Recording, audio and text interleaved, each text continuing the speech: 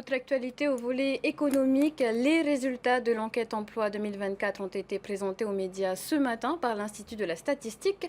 Que faut-il en retenir? Élément de réponse en plateau avec la directrice de l'ISPF, Nadine Jourdan. Bonsoir. Bonsoir, Yaourana. Alors, premier constat, du mieux en 2024 avec un taux d'emploi à son plus haut niveau depuis 6 ans. Oui, exactement. Donc le taux d'emploi mesuré en 2024 s'élève à près de 58%, donc c'est près de 2 points au-dessus du niveau mesuré l'année précédente en 2023. Alors ce résultat, il provient de l'enquête annuelle sur l'emploi, cette nouvelle enquête qui est menée depuis 2018. Et donc depuis 6 ans, depuis qu'elle est menée, eh bien, c'est la première fois qu'on mesure un taux d'emploi aussi élevé. Alors peut-être 2 mots sur l'enquête. C'est une enquête qui est menée en partenariat avec le CEFI, donc Service de l'emploi, formation de l'insertion, qui est financé par le CEFI et qui permet de mesurer quel est un peu le climat sur le marché de l'emploi. Chaque année, entre mars et juin, les enquêteurs se rendent dans les familles et questionnent sur la situation au regard de l'emploi. Et les indicateurs sont plutôt ouverts en 2024 avec également un taux de chômage en baisse. Oui, avec un taux de chômage qui baisse et qui s'élève à 7,5%, donc c'est un taux très bas. Et on a pu observer qu'il y a 3700 personnes de plus en emploi en 2024 par rapport à 2023.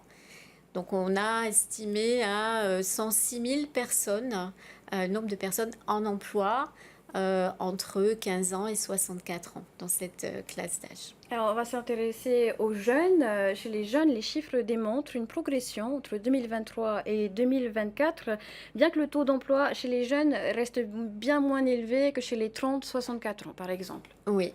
Alors le taux d'emploi progresse pour toutes les classes d'âge, donc c'est plutôt une bonne nouvelle, mais il progresse plus vite pour les plus de 30 ans, en particulier pour les 30 à 49 ans.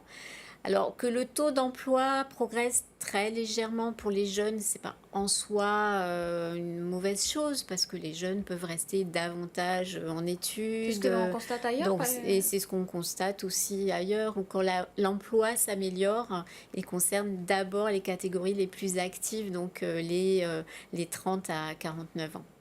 On remarque aussi que le taux des emplois dits fragiles reste plus élevé chez les jeunes.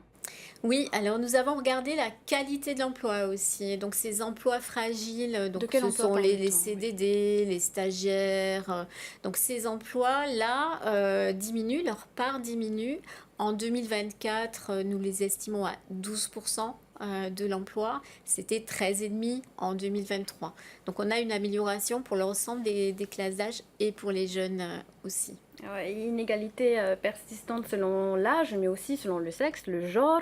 L'écart d'insertion entre les hommes et les femmes augmente d'un point entre 2023 et 2024. Cet écart est de 5 points, il me semble, en France métropolitaine. Oui, alors l'écart se creuse effectivement. C'est peut-être le résultat qui est un petit peu plus mitigé cette année. Le taux d'emploi progresse pour les femmes et pour les hommes, mais il progresse plus vite pour les hommes. Et en 2024, pour les hommes, le taux d'emploi atteint 64% et il est de 51% pour les femmes. Donc un écart de 13 points et effectivement, il s'est creusé d'un point supplémentaire. Oui.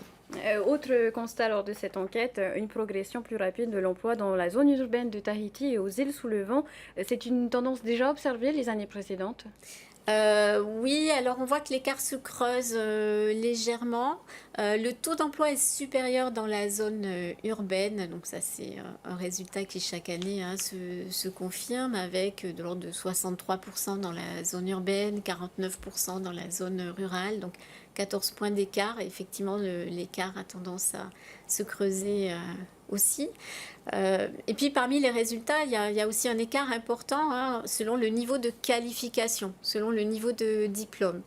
Et on voit notamment que pour les diplômes du supérieur, le taux d'emploi est extrêmement élevé, il atteint 87%, alors que pour les personnes qui n'ont qu'un brevet des collèges, donc diplôme du brevet, le taux d'emploi est de 40%. Et la bonne nouvelle, c'est qu'avec un bac pro, on réussit à atteindre un taux d'emploi de 70%. Donc, qui est quand même 30 points au-dessus du taux d'emploi avec le brevet des collèges. Et donc là, il y a un enseignement qui est également un constat positif. Et voilà des chiffres qui pourraient être exploités par de futurs travailleurs. Merci Nadine Jourdan d'avoir accepté notre plateau et pour la présentation de ces chiffres. Merci.